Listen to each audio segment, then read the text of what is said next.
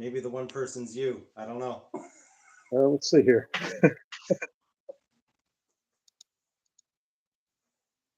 I've got pulled up on my PC here, and it's still saying waiting. Oh, here we go. We've got a sponsored ad, and then we'll go away and we'll see what we got. All right, sounds good. Sounds good. We've got a little chat thing here. Let's just Okay. I okay. can't see the chat, so I got pulled up on my PC just in case anybody drops by. Pin a message. Okay. Pinned messaging. I'm curious on how all this works. This is new to YouTube, so we're doing this all Yeah. live with yeah, there we go. We're next to each other here on the PC, so looks like it works out pretty well. Yeah, I guess on the phone it's one on top of the other. Yeah, when I looked at the analytics of YouTube, most of the people watch on phones, so uh, they'll probably might look better on phone. I don't know, but here we are. Here we are. So I've been meaning to ask you. You still have was it the Olympus? Was it the OM5 Mark II? I had the EM. I've had several. I had the EM5 Mark III was the latest one. I did sell it, um, but yeah, I just watched conspiracy theories or camera. Okay. Yeah, that guy. Yeah, yeah. He had a video that he just did a couple of days ago on how when the OM Systems took over, that was a sushi company or something. They bought out Olympus and how they haven't really done much. It was kind of interesting video to see, but Yeah, I saw that one. yeah. So what do you got going on in the Pentax world? Nothing really. I mean, it's honestly it's been super slow, like slower than usual. Even Pentax rumors, it seems almost every every other post that Pentax rumors puts up, it's something about either Adobe AI, Topaz, you know what I mean, on one photo, and it's like, okay, they're having a sale. Yeah, That yeah. doesn't There's really not much. I put. mean, I guess the most recent thing was the film stuff. Uh, about them, the two cameras that the 35 millimeter cameras that Pentax Ricoh Imaging was going to release, and that kind of just hit a Yeah, dead wall. yeah, like just all of a sudden they're like, well, no, we didn't actually say we're going to. It's something we're looking at. Yeah, Like, I don't know, man. I don't know what on earth is going on. I have no idea. Um, but the reason I was asking about the OM that you had, or sorry, technically the Olympus, even though it's the exact same thing, yeah, anyway, was I was out on a nature hike with my wife, and she had mentioned that. Well, sorry, I brought up the fact I was like, I really wish you were more into photography. Because this yeah, is something we regularly do, right? And I told her, hmm you have the eye, like you know what looks good and everything. And her response was, well, yeah, but whenever I take a picture, it doesn't come out the way I wanted it to, and I don't understand like all the things that like changing this and this. So it kind of lit the light bulb up in my head, and I was thinking, well, problem solved. If I get her a mirrorless camera, then as she changes her settings, she'll see exactly what the photo will look like. So there won't be any surprise when she takes the photo. yeah. That does not work with my wife.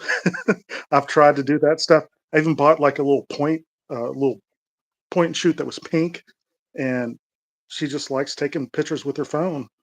And then she's like, it really didn't turn out that well. And I'll take the same picture. I'm like, well, I didn't really change anything. This is what it's going to look like if you use a decent camera.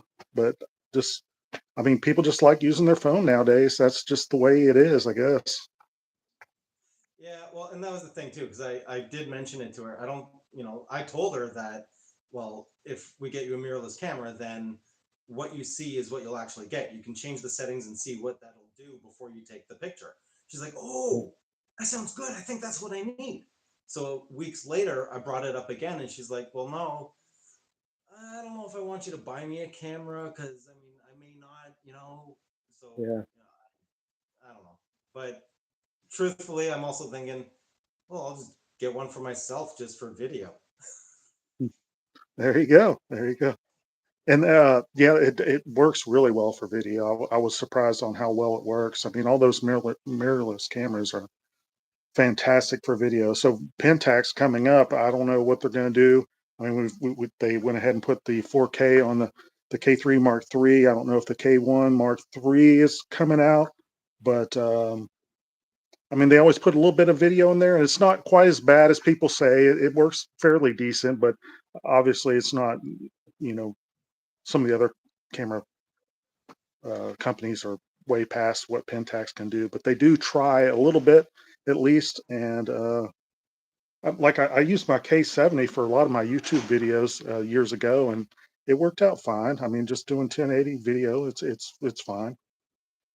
Well, and I can't remember who it was. I think it was in, uh, it was one of the Facebook Pentax groups. I can't remember exactly which one because there's a lot. But someone had mentioned that um,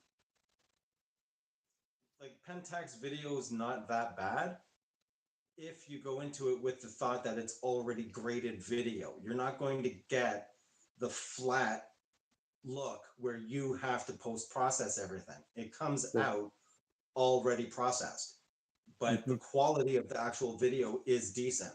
It's just you don't get all the extra bells and whistles because you're not expected to mess around with the video image, right? Yeah, and like over 95% of the people that are like shooting video, they're not going to go into the vlog and change all that stuff and do that stuff. That's like more on the prosumer professional side. So I mean, everybody wants to be a professional, but at the end of the day, a lot of people are just shooting like, a soccer game or something with their kids, and they just want decent video. And Pentax gives you that. Doesn't give you the stuff to go like over the top, but it gives you enough to actually post stuff online, and it looks quality. Yeah, like you're not expected to go shoot a Hollywood, Titanic Part Two movie, Right, right. right? Or a whole Netflix series using your DSLR. Like it's just not what it's for. But for Hmm. B-roll clips or just video on a decent on you know not really, well, I guess entry level or start level without getting into the whole post production where you need basically raw video image quality to manipulate however you want. Like that's not what it's going to be for. So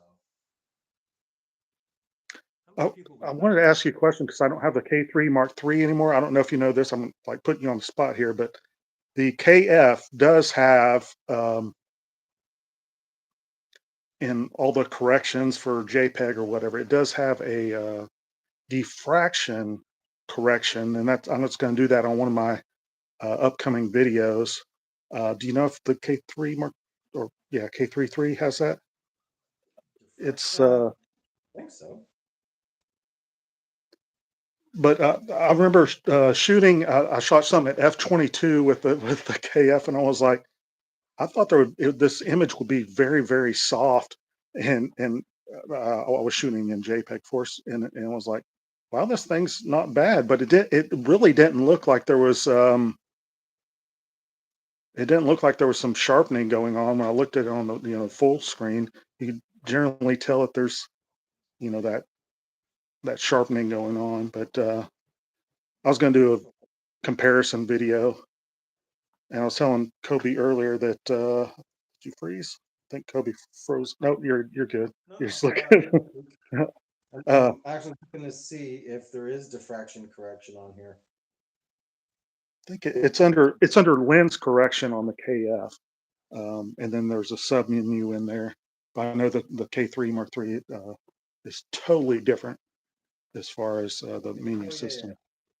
yeah, it has it. Okay, yeah. So I'm gonna try that out. I'm gonna do some f/22 shots, and I'll be doing a video about that soon. What videos do you have coming up? Well, someone had actually asked, how do you go about shooting through glass?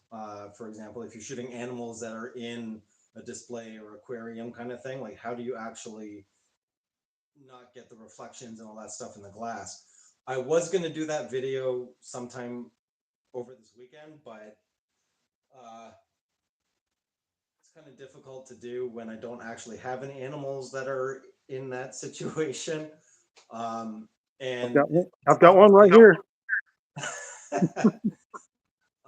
but oh, nice. But obviously, like the glass has to be clean, and the glass, Right. like the windows at my house, aren't really the cleanest right now. And plus, now my wife's sick, so that's kind of, she's in the basement.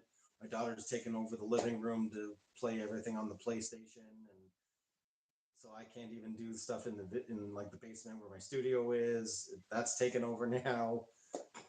But that is one video that I am looking to do because I've done that a billion times. Yeah. Um, that and well, when I saw the announcement that there was a new firmware, I was like, "Oh, okay, great! I can do that one." No, it really, if anything, I think the firmware just sped up how fast the camera was ready to shoot from when you turn it on. But that's only a fraction of a second difference, and other than that, I haven't seen any difference whatsoever. So that's out. But I'm what I want to do is sort of I may do some more flash like flash related videos, Yeah. or like a comparison of constant light versus flash. Hmm. Um, yeah, I don't know. There's a lot.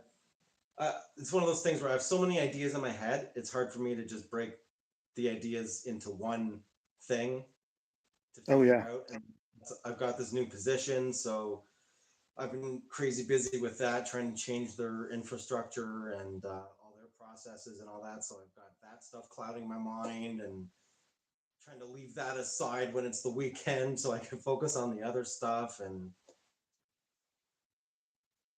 I did yeah, want to ask you a question. I live in a small town. The population is like 30,000, but the Budweiser Clydesdales are coming to my town, and it's like a Facebook deal. Like 2,000 people are coming, and it's just in a small area. I know you've done some event photography, and it's in front of a grocery store. And I'm not sure what the hell I'm going to do, but I'm going to bring like 3 or 4 lenses. And I don't know if I've, it's been like 20 years, but I've seen a Clydesdale. They're just humongous. So yeah, I'm looking forward to it. Um, but I'm not, I'm going to bring a lens to kind of, since there's going to be so many people and it's in front of a grocery store, something with a like f2.8 or a little bit lower, just to try to, blur out everything in the background and get some shots of those horses. But I don't know anything going on. What do you do when you come into a situation like that? You know the area, but you don't know how many people are going to be there. How do you deal with a situation you have nothing nothing to go by because you don't know what's going to be going on? yeah, that's well, generally, like for me, well, okay, your situation's different because this will be like, I mean, you have to be there that day to get those shots. Right. And if so, usually what I do is the first time when I hear about an event, especially if it's a yearly thing, Mm. I may go with the camera. I'm not actually going to expect to get anything. I just want to go get an idea as to during this event, where do people stand? This is the side that they stand on. Okay, how, would I be able to actually shoot from here to the subject, right? So I just kind of get an overall feel for the whole, the whole event to see what is the actual situation I'd be walking into. I take that away, and then the following year I go and I'm ready because I already know most people will be standing here. So if I stand around here, this is the direction that they'll be coming. Like I live in a small town as well, and every year they have it's like the Christmas whatever thing, and with apple cider and everyone, Yeah. all the stores are giving away, hot chocolate and apple cider and everything, and they have a horse and buggy ride up and down the road, right?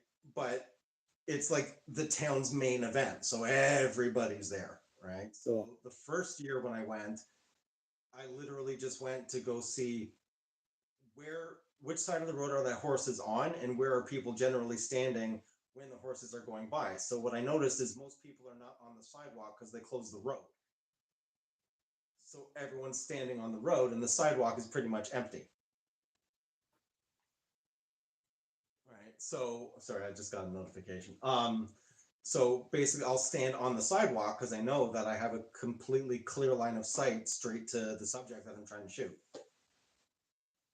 And it also helps too that the signage, because this always happens at night, so the signage is actually helping with the light on the right side.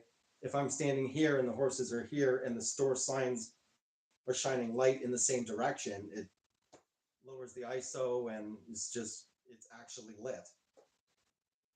Luckily, this is during the day, and Oh, okay. hopefully I could get there earlier. And I've got a truck, so I thought about standing in my truck, maybe using the 55 to 300 PLM to.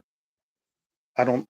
I'm assuming I won't be able to get too close to the horses and try to do something there and get a decent shot. We'll see how it goes. I might do a video on it. If the shots really suck, I will not do a video on it. But anyway, that's my plan. And I actually ordered a lens. I did a video a while ago, and I'll be doing a review on it. Um, the 16 to 85. I ordered it from Japan. Map Okay. Map Camera. It's a pretty bigger store in Japan, so we'll see if it gets here in time, and I'll obviously be doing a review on that. So we'll see how this works out. Should be fun though. Learning experience. Yeah, yeah. One other thing you may want to try when you're shooting the Clydesdales is just using live view with the camera up above so you can shoot over people. Yeah, Because with the definitely. K3 Mark III, I've actually used live view, I think more on the K3 Mark III than I've used on any other camera. Okay. Yeah, I need to I don't use live view too much on the KF, but it has a flippy screen. I could turn it up like that. I need to find it where it could do the point right in the middle, so I could get it down where I need it to be and whatnot. But Wow, so no comments? oh well, there's somebody Joe Optics asked what's a diffraction correction. Basically, a diffraction is when you go to these higher f stops like f16 f22, the image starts to get a little bit soft, just because the way the light hits inside there. So what Pentax did is they put this feature in there, which I'm going to try out and test it, but it kind of tries to correct that. It's probably with sharpening, basically, because the lens, once you stop down so much, it gets softer and softer. And that's all the comments right now in the chat. Okay. Well, I couldn't have said it any better. Got anything else going on in the Pentax world? Uh, I've got. well, I soon it's every single time I make a plan, something else happens and sucks my money away. Yeah.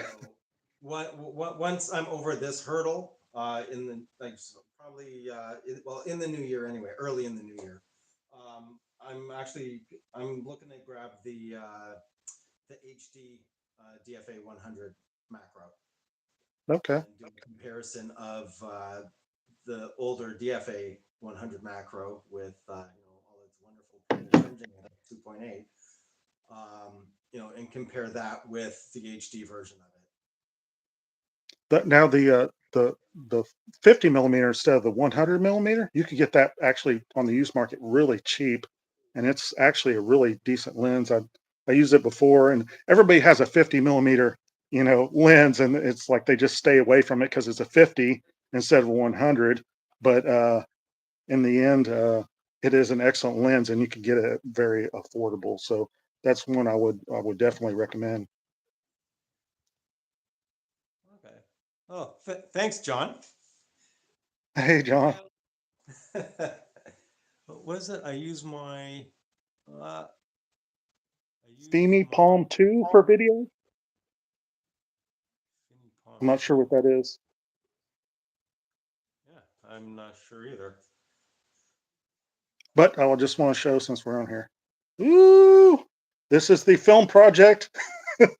Oh This is yeah. this is something I got in just the other day. It's a K1000, but this thing is like super clean. I mean, look at that. It's nice when you find these that aren't all beat the hell up and just in really good condition. And this is one that is. I just got a 50. Well, I have to see if I could do this with one hand. I knew I couldn't do this with one hand with the with like a. Oh, God. Okay, maybe I can't do it with one hand. Hold on a second.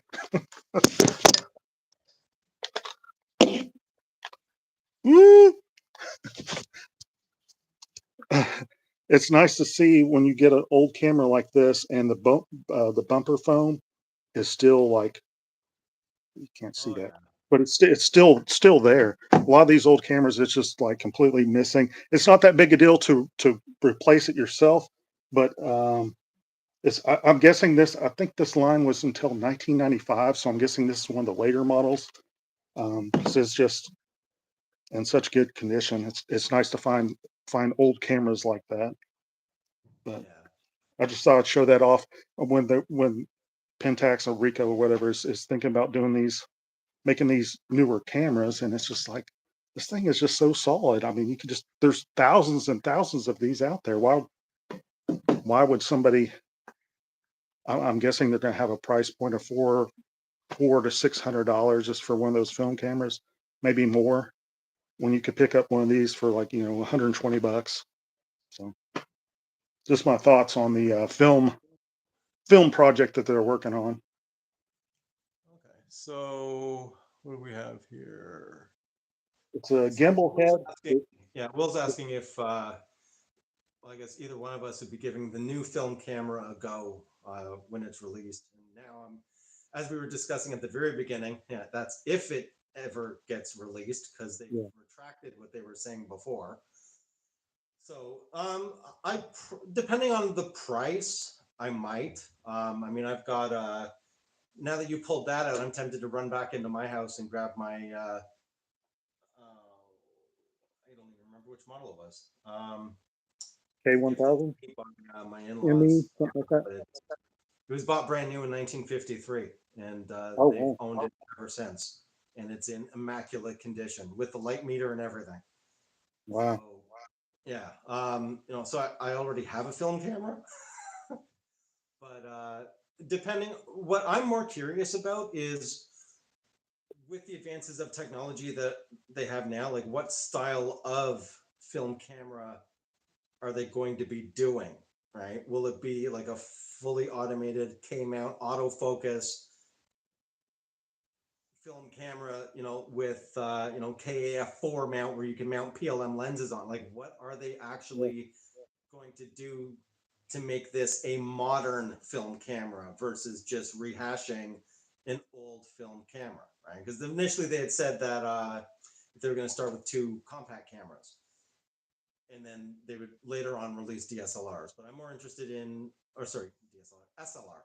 But I'm more interested in the SLR part to see how much advanced technology are they going to put in there, but still keeping the film feel of the camera. Because that to me would probably sell out Right. Yeah. with Put all the more. film and the Yeah. Put newer more generation. digital stuff in there. But a lot of the 80s, after these mechanical ones, when they put the autofocus in there, I sell a lot of these things, but a lot of the plasticky autofocus film cameras, from the 80s and early 90s were just they're not good. They just Yeah. Every like 50% of them I get in, the shutter is broken or mirror lockup or something like that. They don't stand the test of time. Like some of these just vintage old ones. That's why I like these. Um, so if they do something, yeah, it would be nice to have all that modern technology in it. But yeah, we'll see what they do if they do anything. So yeah, Let's what was it, Mimi thing that was mentioned earlier? Yeah, yeah, it's a gimbal camera like an Osmo. Yeah. Oh, yeah. I meant to. I mean, this is a little bit off topic, but they just released Osmo. I got the Osmo 3 here, but they just released the Osmo 4 and the Osmo. It's like a gimbal camera, and it's all over YouTube on the specs of it and how cool it is. And it's the you know the logging camera killer or whatever for all the other like mirrorless cameras and whatnot, and cell phones and everything. That's the Yeah. big thing on. If you look on YouTube, you'll probably find some of those videos. But that's interesting. All What right. do you Yeah. use a GoPro? One sec. Yeah, and I do agree. I can't quite make out the name. Joe Optics? No. Who was that? Oh yeah, yeah, Joe Optics. Um, yeah, new lenses are definitely of interest. I mean, the film camera is not for everybody, but at the same time, I don't really know realistically what other lenses Pentax could possibly bring outside of just putting HD coatings on existing lenses. Yeah, Because at least for APS-C, people don't realize how wide of a range of APS-C lenses Pentax actually did produce, right? Like I think if I recall, I think they have the most APS-C lenses, right? Where they don't have a whole whack of lenses is full frame, right? But I mean, how many 31s do you need? How many 35s do you know? Like I get, if it's a 0.95 aperture, well then yeah, that would be something that everyone would want to be trying to get, just even out of curiosity. But if you already have, like 35, you have one that's f2.8, and then there's another one that's a macro, but it's also f2.8. But you don't really shoot macro. Like, do you need two 35 milli? So new lenses would be great, but what lenses would actually be feasible for Pentax to create? That's where the issue is.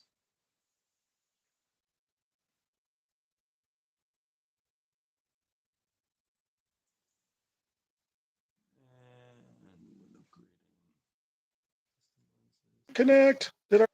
There we go. You're back. All right. All right. I'll continue on with what you were saying.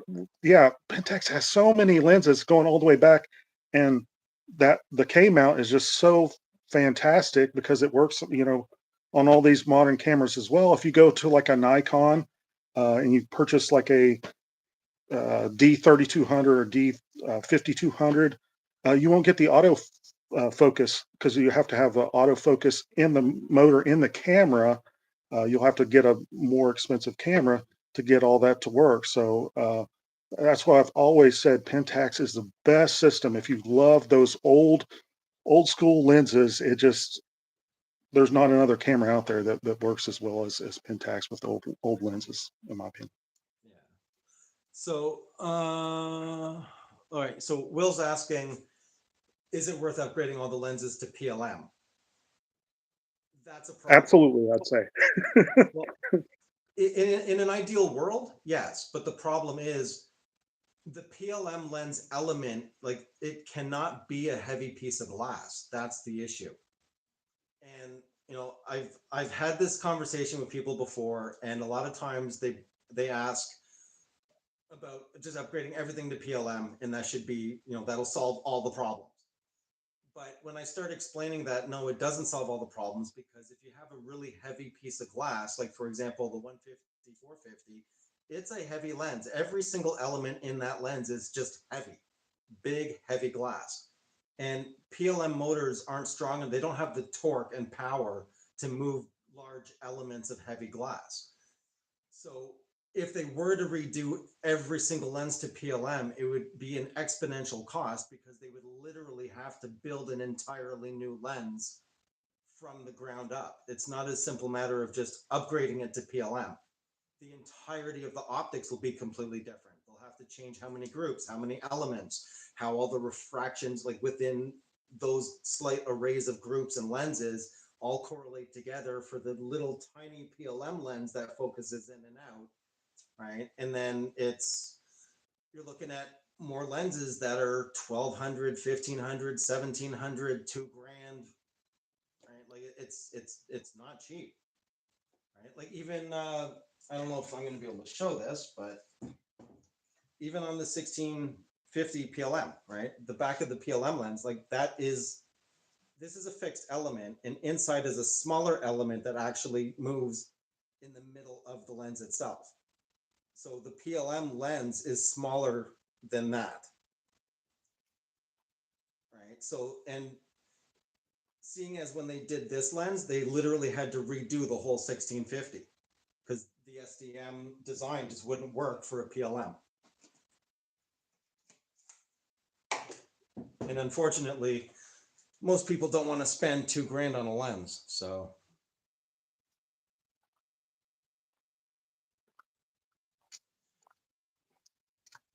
I got another camera.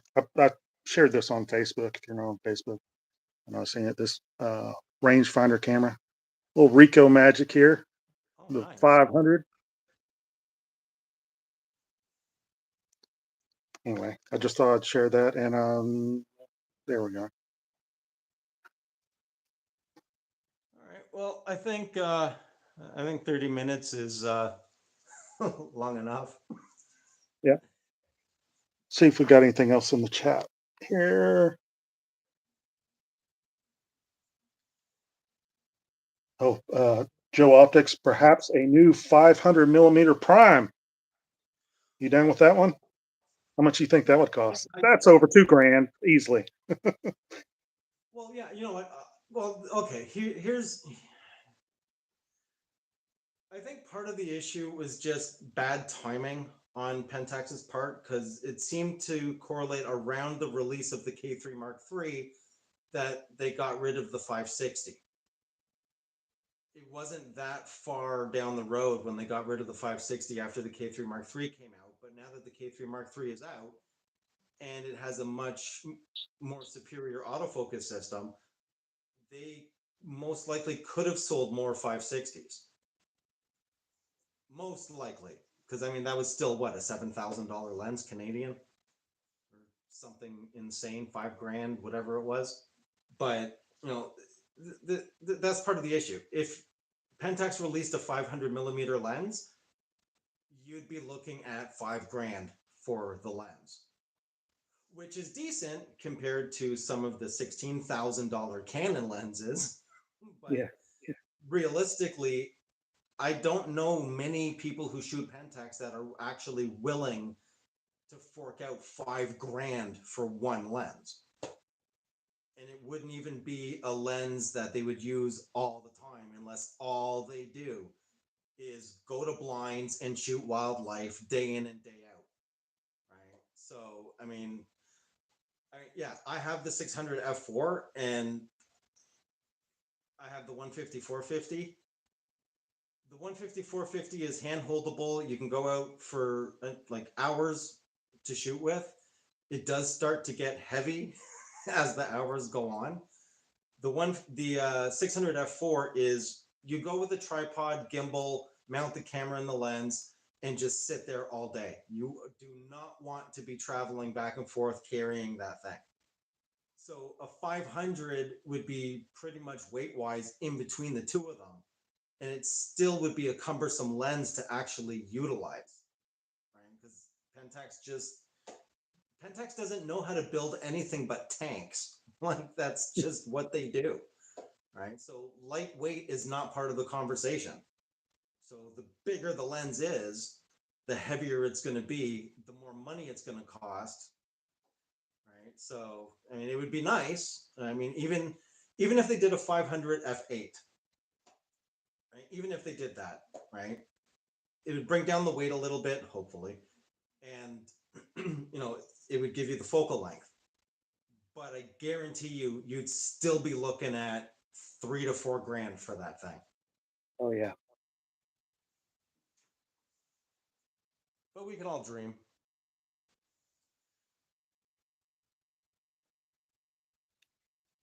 All right. When we see the last ones here, we'll wrap up shop.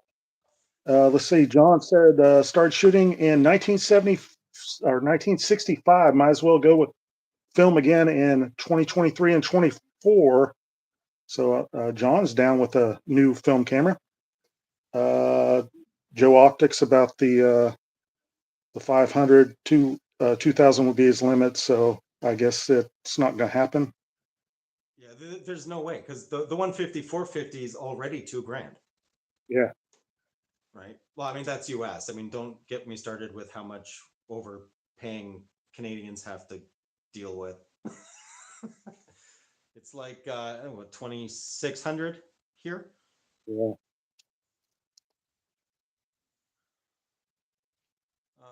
Oh, okay. I didn't see all these. Missed a couple here.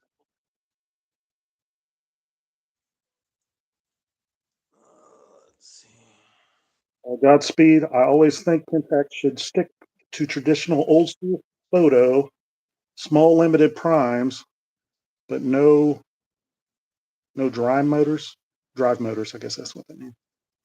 I think what Pentax, I think realistically, and I've said this in a video before, if Pentax got rid of the screw drive lenses, just be done with the screw driven lenses. You can leave the screw drive mechanisms in the bodies, but don't produce any more brand new screw driven lenses. At the bare minimum, should be DC motors. Yeah. And so, you've got, so the entry point would be DC motors, and then the newer style, stronger ring drive SDM for the middle ground, and then PLM for the higher end. Mm-hmm.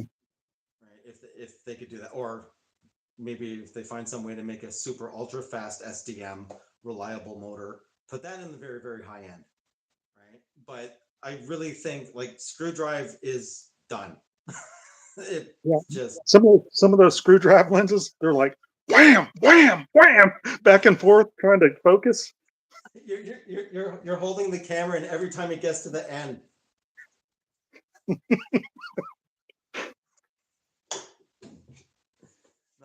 I hear you.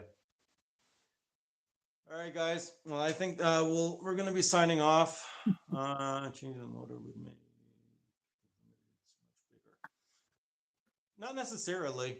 For the limiteds, if they stuck a DC motor in, it wouldn't be much bigger. If they did a PLM, it would be bigger because they would have to change the entire lens. Like the new 1650 PLM is larger than the old SDM 1650. But I think for limiteds, just throwing in a DC motor, it's a very, very compact motor. That's the 21, in case anybody's wants to know. And this is the 35 macro. These are the limited. So those are the sizes. They are very tiny. I really love these lenses. They're great lenses. Yeah. No worries, Godspeed. So yeah, we've got a couple of, you guys should do this more. Eddie, what's up, buddy? He's coming on at the end. He's on that Aussie time. 43 1.9 p. Oh, yeah, that would be a nice lens. Yeah. That would be a nice lens. Okay, Eddie, make it happen. if you contacted Pentax, they'd be like, "Oh, it's Eddie. Okay, yep, definitely. We need to make this happen." If I contact them, they just crumple it up and throw it in the garbage. They don't even want to entertain anything I have to say.